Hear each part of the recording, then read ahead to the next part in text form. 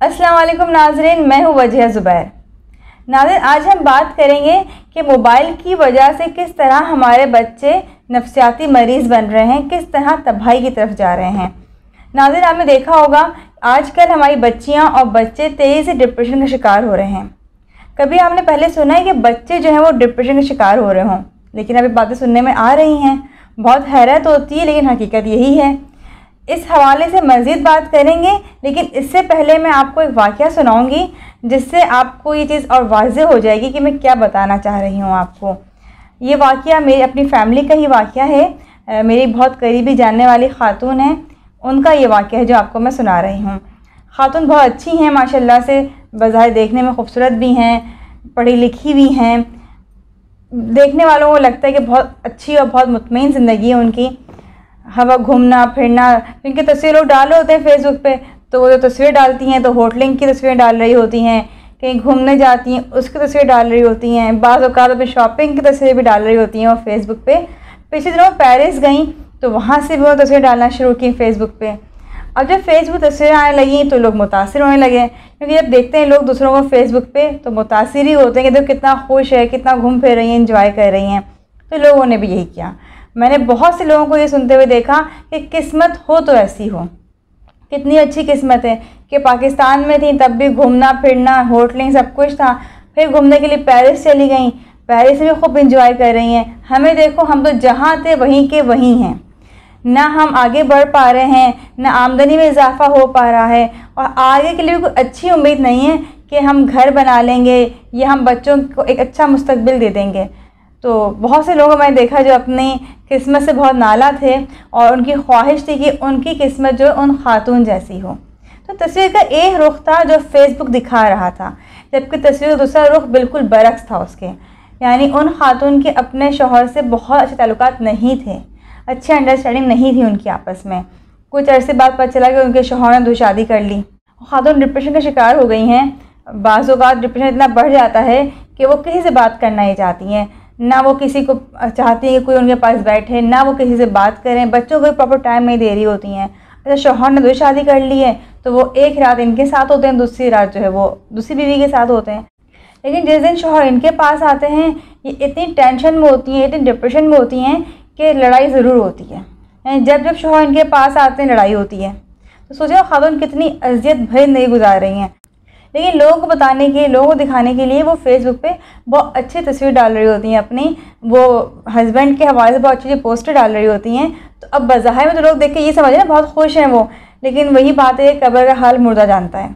हम भी इस तरह बहुत सारे लोगों से मुतासिर हो रहे होते हैं, कितनी अच्छी लाइफ गुजार रहे हैं, देखो घूम रहे हैं फिर रहे हैं, लेकिन हकीकत क्या होती है ये तो हमें नहीं मालूम होती है। और उन चीज़ों को देख के हम खुद एहसास कमतरी का शिकार हो जाते हैं।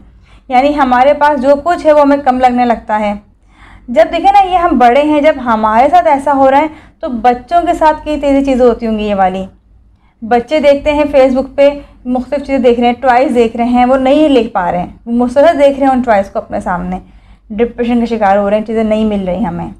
इस तरह अपने और दोस्तों को देख रहे हैं, बाहर इंजॉय कर रहे हैं, जा रहे हैं, खाना पीना हो रहा है, पिकनिकें मनाई जा रही हैं, वो नहीं मना रहे हैं, वो नहीं घूम फिर रहे हैं, तो वो डिप्रेस्ड हो रहे हैं कि हम तो जाते ही नहीं, हमारे पेरेंट्स हमें टाइम नहीं देते।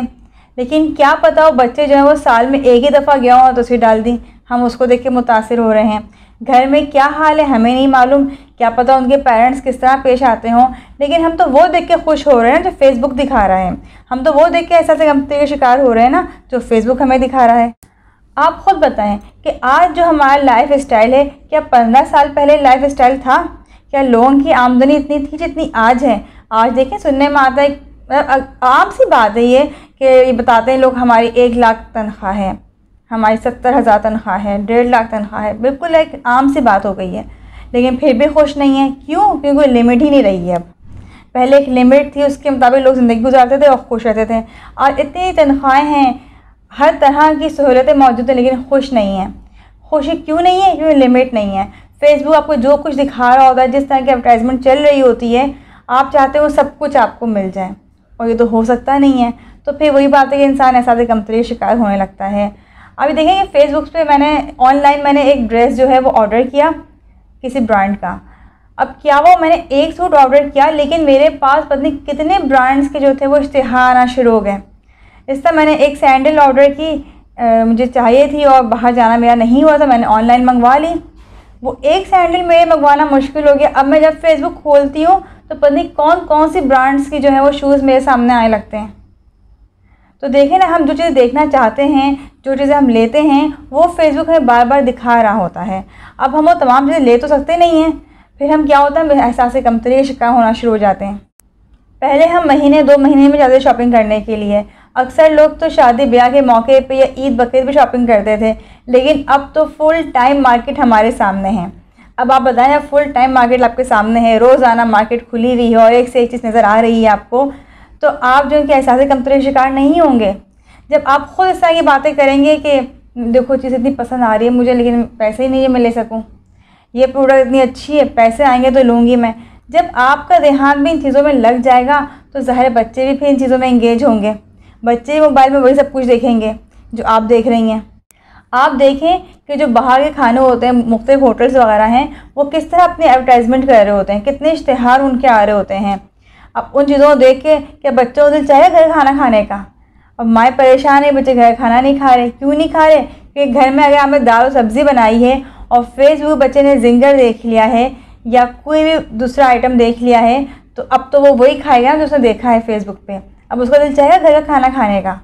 इसी वजह से जो हमारे यहाँ बच्चे बाहर खाना खाने के शौकीन हो रहे हैं, यही एक बड़ी वजह है कि वो फेसबुक चीज़ें देखते हैं। इस तरह के मुख्तलिफ ग्रुप्स बने हुए हैं जिसमें लोग डाल रहे होते हैं अपने रिव्यूज़ कि यहाँ खाना खाया तो ऐसा था, यहाँ खाना इस तरह का है।